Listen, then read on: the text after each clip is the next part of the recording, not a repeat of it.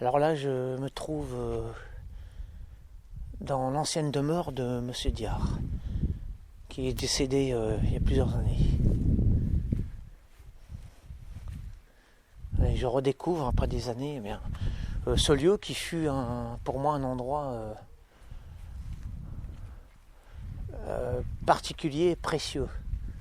Et là, c'est comme un pèlerinage en fait. Voilà, c'était un lieu vraiment privilégié, où pour moi tout était rendez-vous avec la poésie à l'état pur, à l'état brut même, je pourrais dire.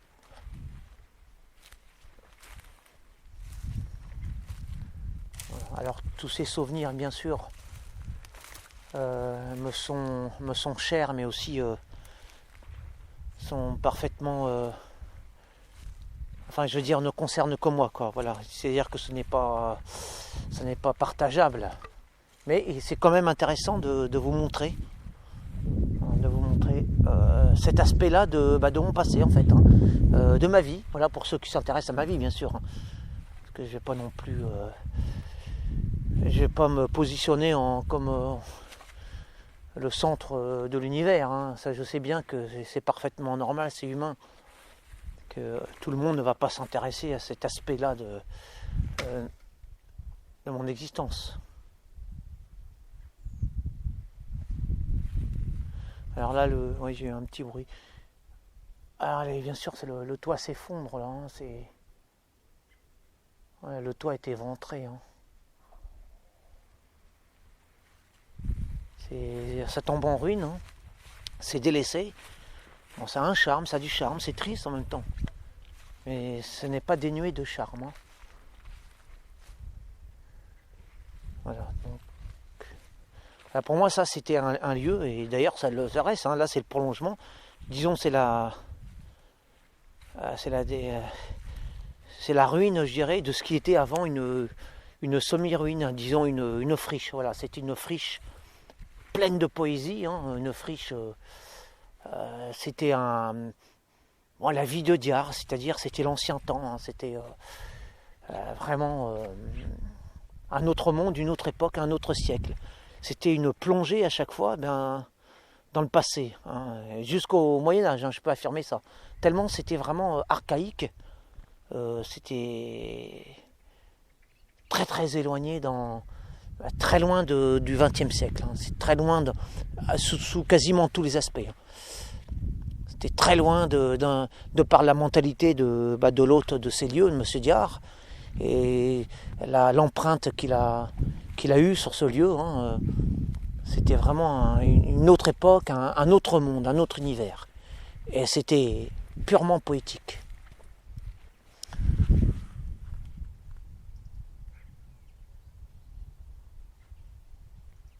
Je vous montre la ruine.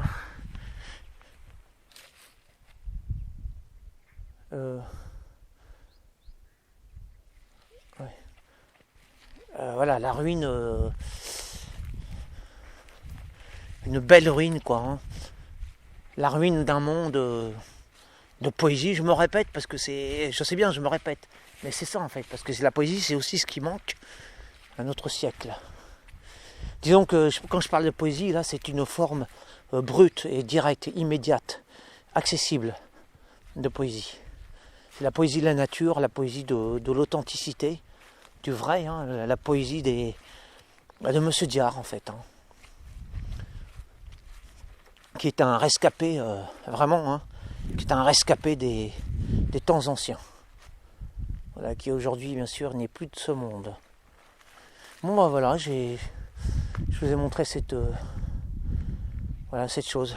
Je termine ici, j'abrège cette visite. Voilà. Là, il y a Isabelle qui m'attend là, elle m'a fait peur d'ailleurs. Parce que je m'attendais pas à te voir là. Ouais, mais ça m'a surpris de te voir ici, je m'attendais pas là. Comme je suis quand même dans un lieu, je dirais pas hanté, si je dirais c'est un lieu qui est hanté par la présence de Monsieur Diard. La présence humble à la fois et glorieuse. Voilà.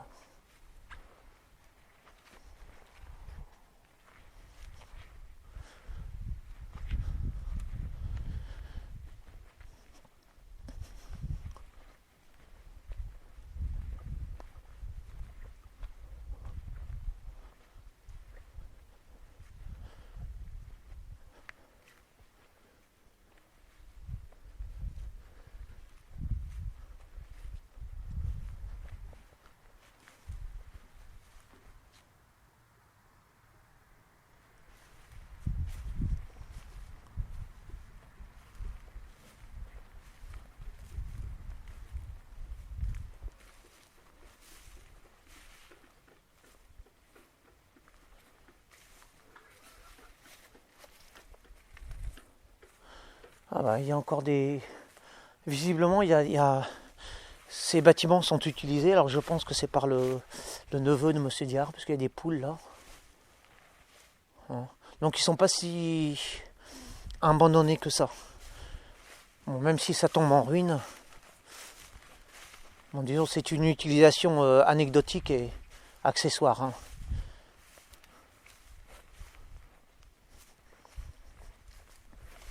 Alors là, nous sommes vraiment dans le cœur hein, de la personnalité de Monsieur Diard. Voilà, nous sommes au cœur du personnage. C'était là qu'il vivait. Voilà, j'ai que des souvenirs lumineux. Bon, bah, je vais terminer.